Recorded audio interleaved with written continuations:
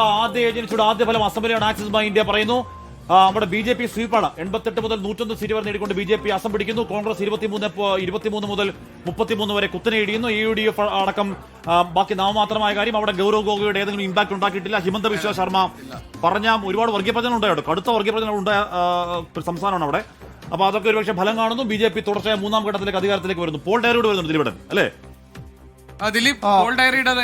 കേരളവുമായി ബന്ധപ്പെട്ട് ഒരെണ്ണം axis my ഇന്ത്യയുടെ ഇപ്പോൾ വരുന്നുണ്ട്. അത് വോട്ട് ഷെയർ ആണ് പ്രവചിക്കുന്നത്. പ്രവചനം UDFന് 44%, LDFന് 39%, NDAക്ക് 14%, മറ്റുള്ളവർക്ക് 3%. ഇപ്പോൾ പ്രവചിക്കുന്നത് axis my India 44-39, UDF 44, LDF 39 അല്ലേ? അതെ, 5% ഡിഫറൻസ്. അതായത് കഴിഞ്ഞ തദ്ദേശ തെരഞ്ഞെടുപ്പിൽ കണ്ട അതേ ഡിഫറൻസ് നിയമസഭയിലും കീപ്പ് ചെയ്യുന്നു എന്നാണ് മനസ്സിലാക്കേണ്ടത്. 2021 5% ഡിഫറൻസ് ഉണ്ടായിരുന്നു. LDFനായിരുന്നു 5% കൂടുതൽ. നേരെ തിരിയുന്നതാണല്ലേ UDFന്. അപ്പൊ അതൊരു ട്രെൻഡ് ആണോ? അങ്ങനെയാണെങ്കിൽ അതൊരു ട്രെൻഡ്. കാരണം 99 സീറ്റ് കിട്ടിയെങ്കിൽ അതൊരു ട്രെൻഡ് ആണ്. അങ്ങനെ വോട്ട് ഷെയർ ആണ് ഡിഫറൻസ് കാണിക്കുന്നത്. അസമിലെ പോൾ ഡയറിയുടെ എക്സിറ്റ് പോൾ ഇങ്ങനെയാണ്. NDAക്ക് പ്രവചിക്കുന്നത് 86 മുതൽ 101 സീറ്റ്. വീണ്ടും അവിടെ BJP സർക്കാർ അധികാരത്തിലെത്തും. NDA സർക്കാർ വരും.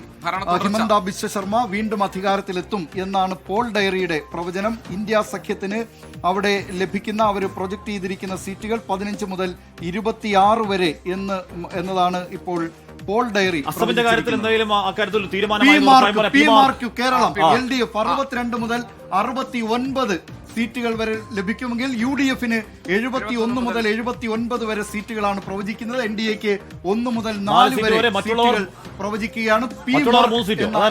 മറ്റുള്ളവർക്ക് 3, NDAക്ക് 1 മുതൽ 4 വരെ സീറ്റുകൾ, മറ്റുള്ളവർക്ക് കേരളത്തിലെ വരുന്ന അതായത് കേരളത്തിലെ ദിലീപിന്റെ നേരത്തെ പറഞ്ഞ പെർസെന്റേജിലും ഒരു അതേഴ്സിന്റെ കണക്ക് വരുന്നുണ്ടെന്ന് അതൊരു പക്ഷേ ഈ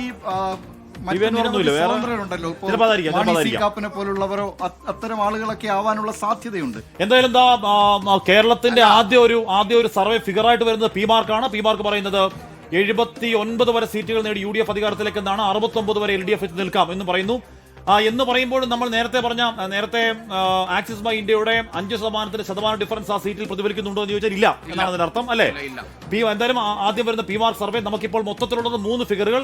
2 സട്ടാ ബസാർ പറയുന്നു UDF, 1 ഏജൻസി പറയുന്ന, ഒഫീഷ്യൽ പറയുന്ന, ഔദ്യോഗികമായി നിയമപ്രകാരമുള്ള ഏജൻസി പറയുന്ന കേരളത്തിലെ UDF അധികാരത്തിലേക്ക് എന്നുള്ളതാണ് PMARK-ന്റെ സർവേ. ബാക്കി ആക്സിസ് ബാങ്ക് ഇന്ത്യയുടെയും മാട്രിക്സിന്റെയും ഒക്കെ സർവേകൾ പുറത്തേക്ക് വരാനിരിക്കുന്നുണ്ട്. അസമിൽ എന്തായാലും വളരെ വ്യക്തമായി BJP അധികാരത്തിലേക്ക് എന്നുള്ളത് എല്ലാ സർവേകളും ഒരുപോലെ പറയുന്നുണ്ട്. അവിടെ ലോവർ അസം ആവട്ടെ, അപ്പർ അസം ആവട്ടെ, സെൻട്രൽ അസം ആവട്ടെ, ബോർഡർലാൻഡ് മേഖലകളാവട്ടെ, എല്ലായിടത്തും ഒരേപോലെ ഒരു സ്വീപ്പിംഗ് വിക്ടറി BJPക്ക് ഉണ്ടാകുന്നു. അതേസമയം കേരളത്തിലേക്ക് വരുമ്പോഴേക്കും കേരളത്തിൽ ഒരുപക്ഷെ 0 മുതൽ 4 സീറ്റ് വരെയാണ് PMARK.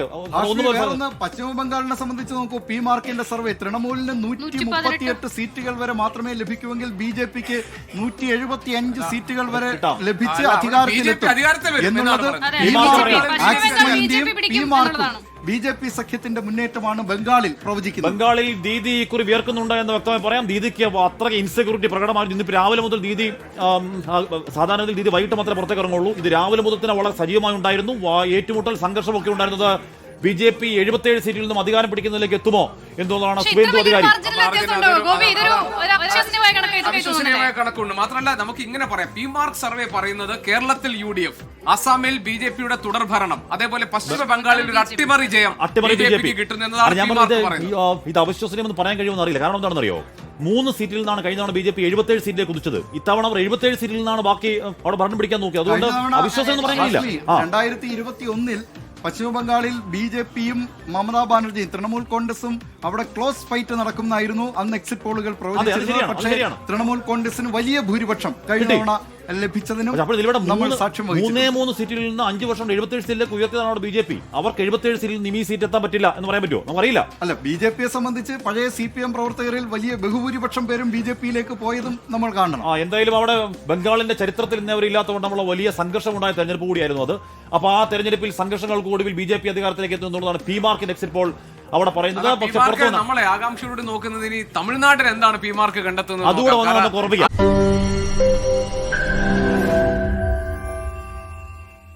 ലോകത്തെവിടെയായാലും ഏത് സമയത്തും 24 വാർത്തകളും ഓഗ്മെന്റഡ് റിയാലിറ്റി പാക്കേജുകളും എക്സ്പ്ലെയിനറുകളും വിശദമായി കാണാൻ ഞങ്ങളുടെ യൂട്യൂബ് ചാനൽ നിങ്ങൾക്ക് സബ്സ്ക്രൈബ് ചെയ്യാം.